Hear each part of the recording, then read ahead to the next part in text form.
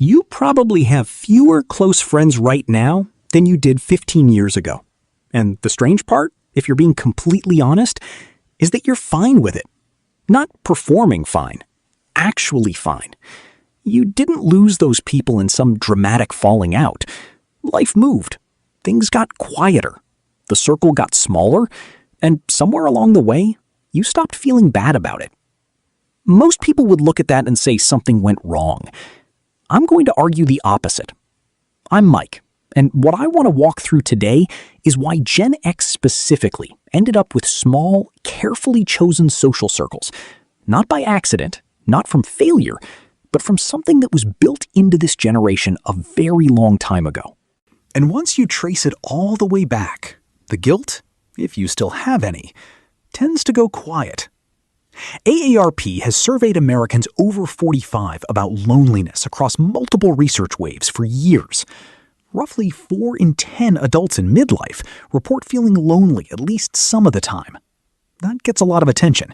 Articles get written, people worry. But there's something buried in the same data that nobody talks about very much. The Survey Center on American Life published a major friendship report in 2021. What they found? Younger generations are significantly more anxious about their friend count than older ones. Gen Z, your kids' generation, the one that grew up with 200 followers and a group chat for every occasion, is considerably more stressed about social connection than you are. You're not lonely, you're selective, and those are very different things. Think back to being a kid, not the nostalgic version, the actual version. The U.S. divorce rate peaked around 1979 to 1981, hitting the highest numbers ever recorded in this country, right when your generation was growing up. The two-parent household, with one parent usually home, started quietly falling apart across entire neighborhoods at once. And even in homes where no one divorced, both parents were working. Bureau of Labor Statistics data shows maternal workforce participation surging through the 70s and 80s. By the mid-1980s, millions of school-aged children were regularly unsupervised after school. The Census Bureau had a name for it. You just called it Tuesday. Being alone as a kid doesn't just teach you how to entertain yourself. It teaches you something deeper, that you can handle things, that the gap between "I need help" and "I'll figure it out" is something you can cross on your own.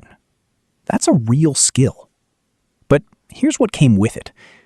When you grow up waiting for adults who aren't always there, you develop a very specific relationship with trust. You stop assuming people will show up. You start watching instead. You notice who follows through and who doesn't.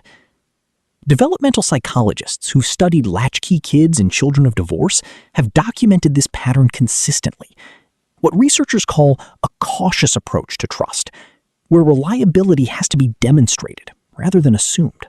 For Gen X, this happened across an entire generation at once. Trust became something earned, not given.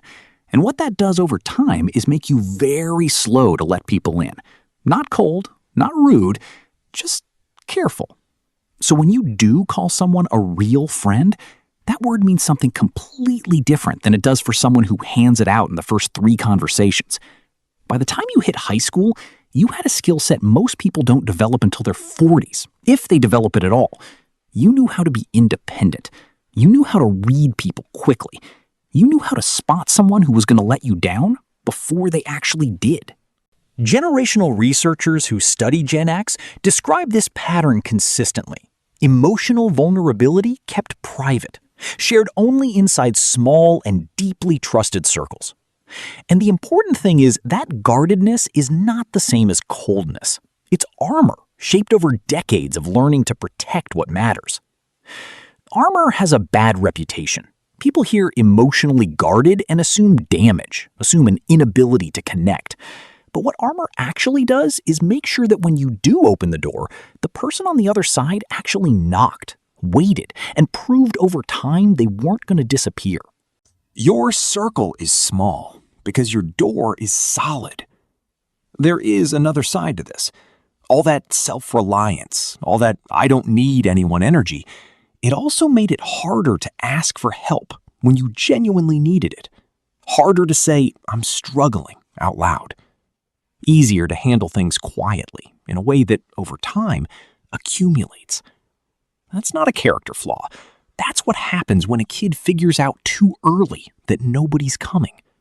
The skill that kept you safe becomes the habit you carry into every room. The grunge bands knew it. The whole soundtrack of your teenage years, the alienation, the absent fathers, the weight of feelings nobody taught you to carry. That wasn't just noise. Music historians like Michael Azerrad have written about how grunge was the sound of Gen X processing exactly this. Kids raised by unavailable parents turning that experience into art. Your culture told you it was okay to feel it. It just never quite told you what to do about it. Robin Dunbar, a British anthropologist and evolutionary psychologist at Oxford, spent decades studying how people form social connections. Most people know his number, roughly 150 stable relationships the human brain can maintain. But what most people don't know is that his model includes nested layers. The innermost layer, what Dunbar calls the support clique, is typically about 5 people. In his 2021 book on friendship, Dunbar laid out the research clearly. Your actual measurable psychological and physical well-being is most strongly predicted by the quality of that innermost circle, not the outer rings, not the acquaintances, the 3 to 5 people closest to you. That's it. Which means the thing you've been doing, the thing people have quietly been suggesting is a problem, is basically what the research says you're supposed to be doing. You didn't shrink your circle because something went wrong. You refined it. Without knowing there was a word for it, without a textbook in hand, you landed on exactly what decades of social science says actually works. Here's what happened next. You got older. Your kids needed you. Your parents started needing you. The job didn't slow down, and the 2 or 3 people in that inner circle, the solid, real, earned friendships that took years to build, life got loud, and they became the thing that quietly got put on the back burner. Pew Research data shows Gen X is the generation most heavily represented in the sandwich generation, simultaneously caring for aging parents and supporting children still at home. Between caregiving in both directions and managing everything else that comes with midlife, friendships that were never loud or needy to begin with became the thing that went silent.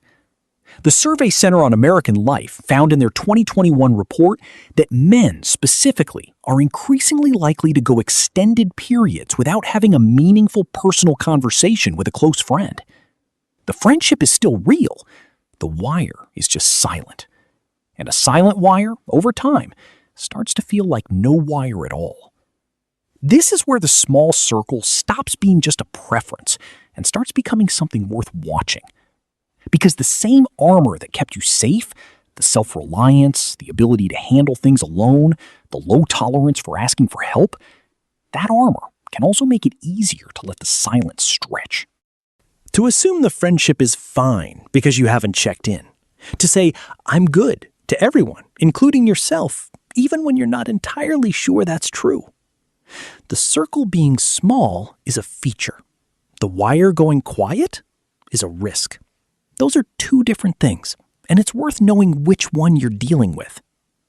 Multiple studies in journals like the Journal of Personality and Social Psychology have consistently found that people who invest in a small number of close relationships report higher life satisfaction, handle stress more effectively, and show greater empathy than people who spread themselves across large networks of casual connections. The research isn't ambiguous. Depth beats width.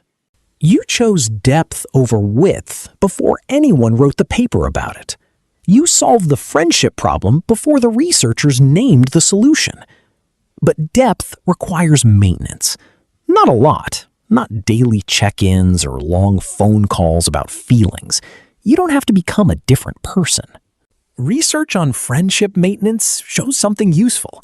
It doesn't take grand gestures to keep a strong friendship alive. It takes small, consistent signals, what researchers call maintenance behaviors. A short message, a 2-minute voice memo about nothing in particular, a text that says, "Saw this and thought of you." That's it. The bar is genuinely low. The only thing that kills a strong friendship is total silence over a long enough stretch. The wire doesn't need to be loud. It just needs to not go dead. You didn't end up with a small circle because the world chewed you up. You ended up with a small circle because somewhere along the way, maybe without even deciding to, you concluded that real is worth more than a lot. That one person who actually knows you is worth more than 15 people who know your name. That trust takes time, and anything worth having takes time. That belief came from somewhere hard. Empty houses, parents who were stretched too thin, a generation handed independence before they were old enough to ask for it. You didn't lower your standards. You raised them early, before you had the language to explain why.